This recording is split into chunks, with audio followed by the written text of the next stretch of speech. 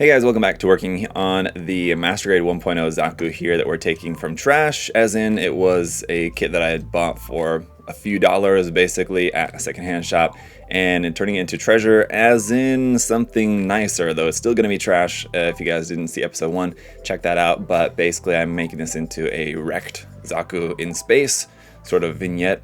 And I'm basically at the point now where I need to go in and start doing some of the heavy damage on this. So just to show you guys a little bit as to what I've done so far, I've gone ahead and just like attached with this wire the arm that's going to be broken off, shot off there.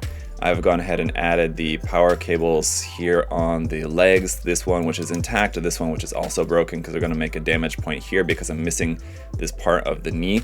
So we're just going to make this all damage right around here. These are going to be like the three main damage points, right? Here at the knee, here at the arm, so we need to do some more damage around that to make this look like it was shot here. And that's what caused that happen. And then the head. So, oh, and then some up here on the shoulder as well. So here's how the head is looking. I had an antenna left over from the Master Grade Gelgoog, which basically is the exact same style as the one that this kit had originally. So I was able to put that in there. Just using some scrap parts, basically just kind of glued everything in there just to make it look like it's got something going on inside the head. May add a couple more pieces in there, but this is why I need to get to the damage. So I need to see, there's no point in me like trying to fit more pieces into here just to make it look like full of actual like mechanics. And then if I'm just gonna destroy it all, so I'm gonna go ahead and work on damaging this part here. And as you can see, I also added the broken power cables here. I'm gonna add some of the kind of circle pieces on there once we get a little bit further along here as well, just a few of them, just because that's also gonna be broken. I'm gonna have the head like pretty heavily damaged here, this whole like kind of front part all broken. And so I kind of just using some scrap pieces, like I said, made it look like kind of the eye, the mono eye is kind of even coming off there. I'm going to add a little lens piece on that here in just a bit. Yeah, so far pretty happy with how this is coming out. Another thing that I did was just glue the knee joints in place so that those are fixed. I can't bend them anymore. I need to glue anything that doesn't need to move. Well, basically nothing needs to move because I'm going to put it on a base and have it just mounted permanently. Not too much else I think really needs to be fixed, except maybe the hips. I just want to make sure that over time the leg's not going to droop down. I want to make sure it like stays up, so I may need to put some glue in there. The problem is that's just like a ball and socket polycap joint in there, and so I think probably pinning that would probably be a better way to go. But aside from that, I'm thinking maybe I'll just try some super glue in there and just see if that will just hold it. Everything else, kind of all the joints are tight enough that I probably don't need to glue anything else as far as gluing those joints. So let's go ahead and get to some damaging. Oh, so the head anyway is going to be plugged up onto here. And you can see I've got some of this kind of like wire. What I did was take apart like a phone wire. There's like some computer wire that has some other different wire stuff in it. And it had this kind of braided metal on it, and I'm gonna try to maybe use some of that on here, or I might not. I'm not sure yet totally, because it's kind of really fragile and difficult to work with. But we're gonna have the head on there, something like that, as you guys can see. So anyway, let's get out the soldering iron first.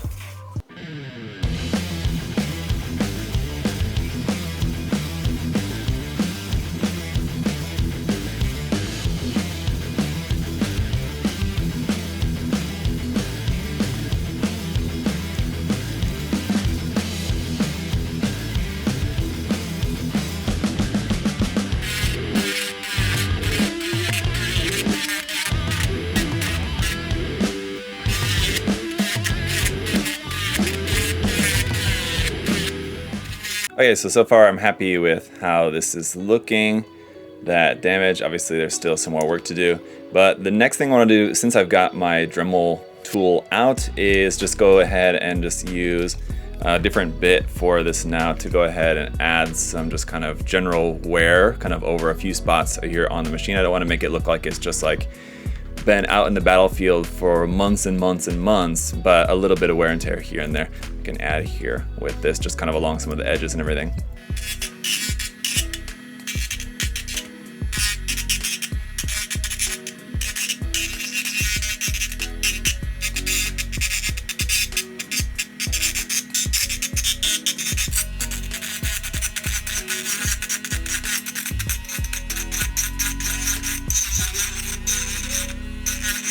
Okay, so I've gone ahead and decided against the braided metal wiring in the neck just because it's really difficult to handle.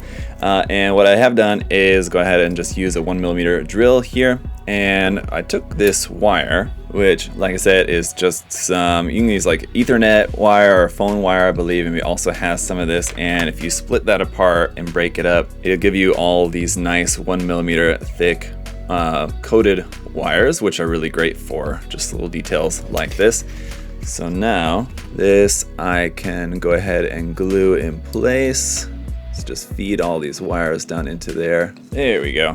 All right, that was a little bit easier said than done, kind of tricky.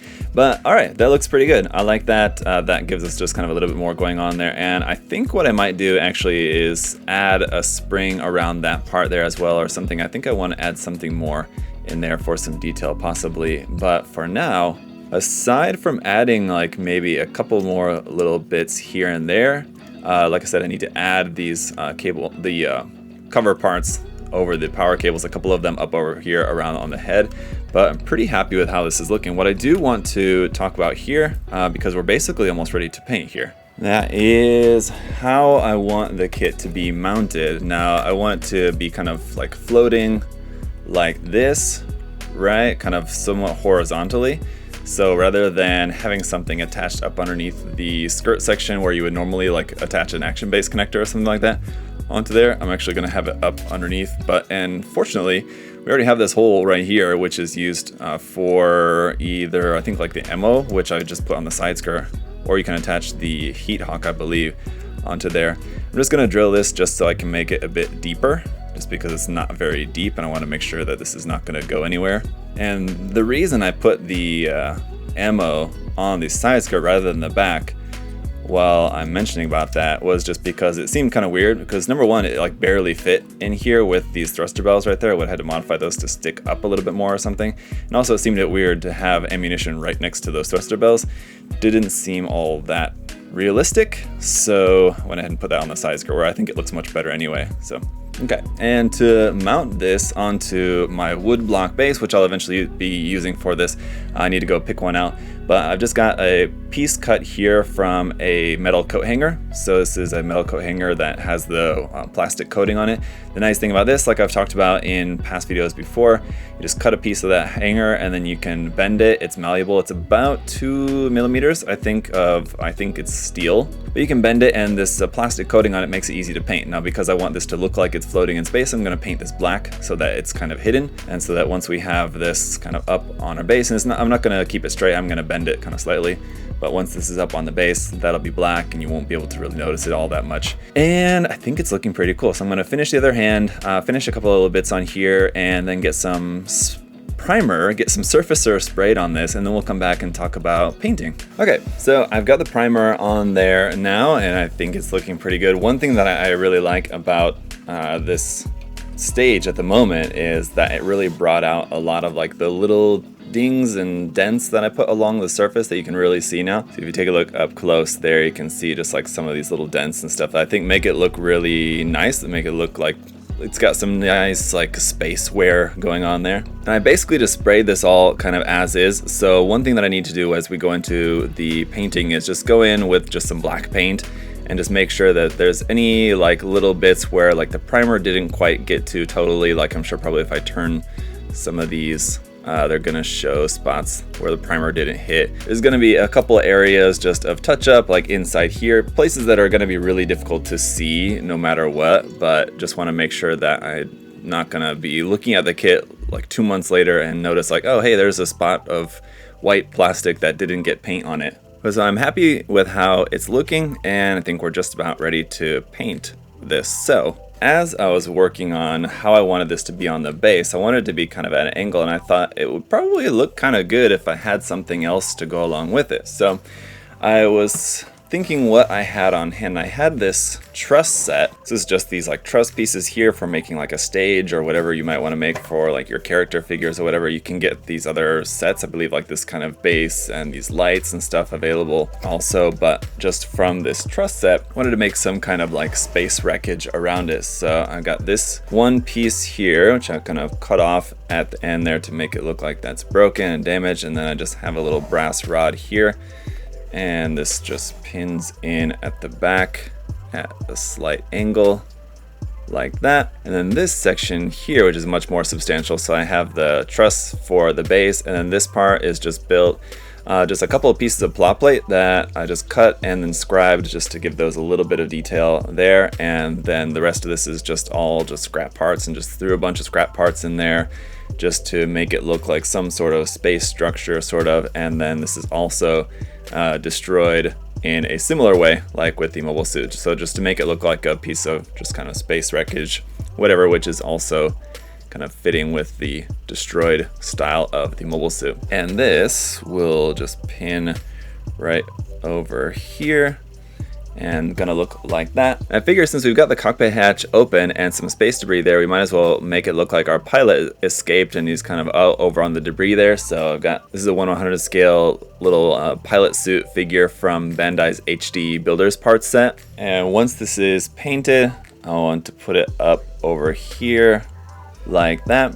And so this is kind of how the scene is going to look on there. So I'm really happy with I think the composition of this so far. I think kind of the angles of everything, the mobile suit just being kind of there at an angle with like the space debris also going up kind of at, and the angles of everything all look pretty good, I think. So happy with how this is looking. It's just ready for some paint now, essentially. So on the subject of painting, I think I've decided I'm gonna go with a Uma Lightning's color scheme version for this, so make it look like this was Uma Lightning's mobile suit, basically. But here's what I'm thinking to do here for the colors. Basically, we need like a white, a bright blue, and then just different shades of gray. So for the bright blue, I'm gonna use SMS Bright Blue. For the white, I'm going to use Neutral Gray, which is just kind of a very light gray, off-white color. And then for the grays, I have a couple of different tones here. We have our standard German gray for the dark gray, Sasebo gray for a pretty dark